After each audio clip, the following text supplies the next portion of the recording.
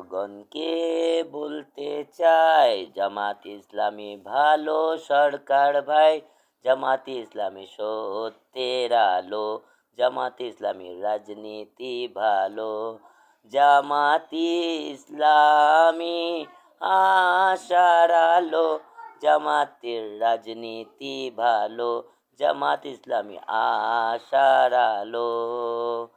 কেউ কেউ বলেছে জামাত আসবে না রে, কেউ কেউ বলেছে জামাত থাকবে না রে।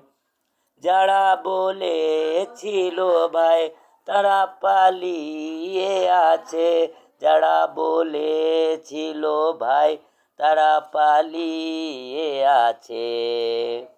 পালিয়ে থাকবে কতদিন, আসতে হবে একদিন, সেদিন জনগণ বুঝবে আসল আসামিটাকে।